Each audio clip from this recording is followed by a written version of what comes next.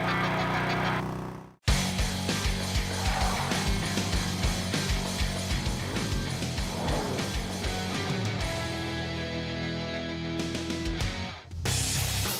Overdrive today, we find out what's made the Mercedes-Benz GLE more appealing than before.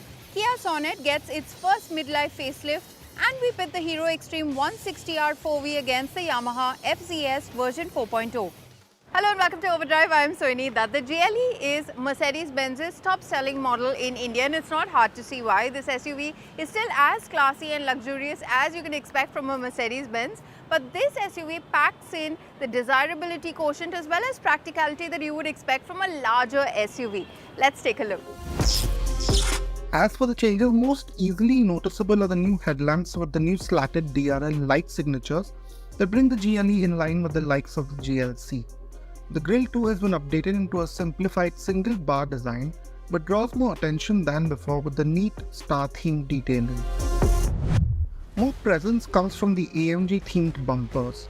The contrasting slatted look and the fuller elements here add a fair dose of aggression to the otherwise quite tempered look of the GLE. The AMG theme continues with the new 20-inch wheels. They look sharp, but some might find them a touch too aggressive for the smooth, rounded shape of the GLE. But otherwise, the signature GLE silhouette of the glass house with the inverted C-pillar still gives this SUV a good degree of individuality. The footboards add a dash of toughness but could have been a touch more functional in their execution. A minor redesign of the tail lamps rounds off the changes. The horizontal lighting now matches the front and gives the GLE a wider stance at night. Now step inside the new GLE and you'll see that you have that very rich, luxurious feeling immediately as you step in. And that comes right with the layout of the dash to begin with. For example, the way this dual screen is just fitted onto this cowl with these ridges really gives you that sense of purpose, but still a very luxurious, almost business lounge-like feeling. And that sense continues in the lower half also with this wood paneling and these 4 metallic air vents over here. And also taking this a step further is the general layout of this instrumentation. Now this is older, it's not what you get in say the newest GLC or S-Class. And again, that's no bad thing because what you do get are these very nice to use, very hefty, very tactile buttons for the climate controls. And that continues over here too. You get this touchpad as well as all these hard buttons to control everything that's happening in the screen, and to be honest, that works really well. The textures and finishes drive home this point further. The wood paneling is done well, especially the sliding cover for the central cubbies. The texture here feels lavish, as does the general quality of the chrome materials and soft surfaces. In keeping with this theme is the ambient lighting that Mercedes does so well in its cars these days. The new screen interfaces fit in naturally into the GLE's existing package. The instrumentation with its themed layout is quite easy to read and displays most information legibly. The touchscreen is easy to navigate as well with its large icons and intuitive sub-menus. In fact, with the physical redundancies of this older setup like the hard buttons for the main menus and the touchpad in the center, we think this is one of the easier infotainment setups to get your head around in this segment despite the relatively smaller screen sizes.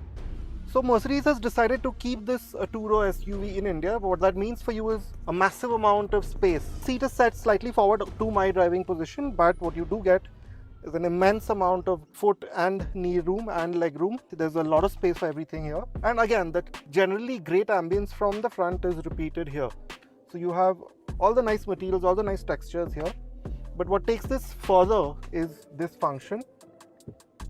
You had a reclining function for the seat back, and again the seats themselves are really quite comfortable. They hold you in place, they have a nice contouring and these really soft head pillows. They really cocoon you really well. Both the passengers can also control the sunroof right from here.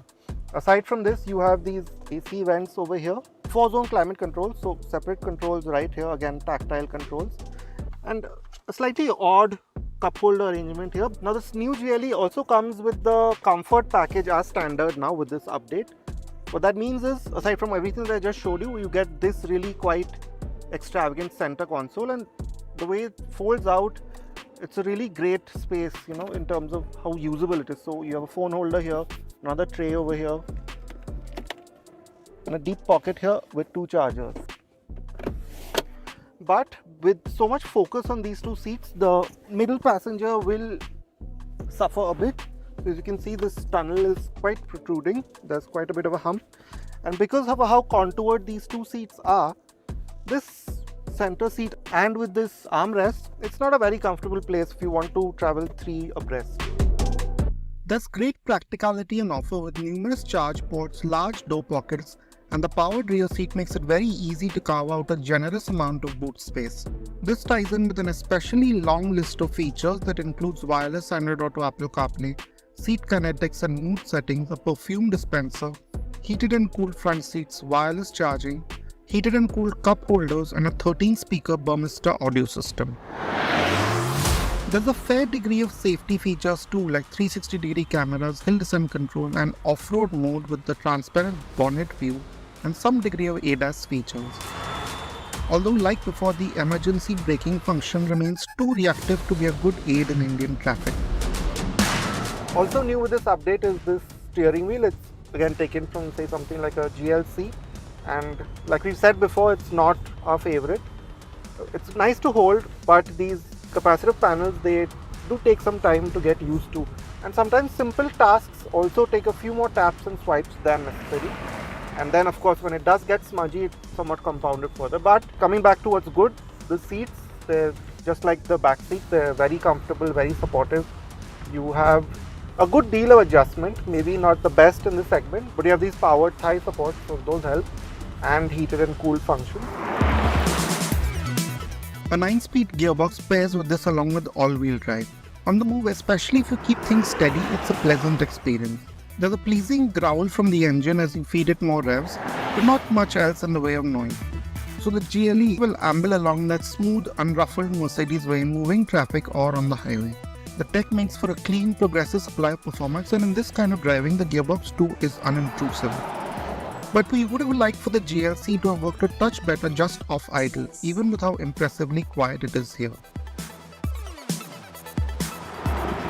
There's no sport mode, which also means that the gearbox can sometimes be caught out during quick path throttle overtakes where it needs a couple of seconds to choose the right gear.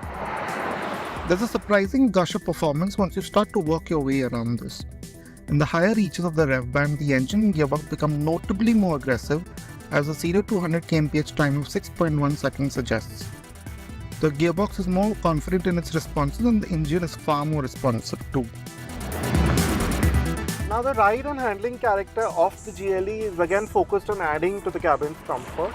But that being said, this air suspension setup at lower speeds, we would have liked for it to have worked a bit better. So while at higher speeds it's great, it's smoothing out the road surface and so on and so forth. At lower speeds, over our patch surfaces, the kind that you find everywhere in India, and potholes, you do notice it a bit more than ideal in the cabin, say something like this, and there are a few distant sounds as well. But that being said, the steering is light.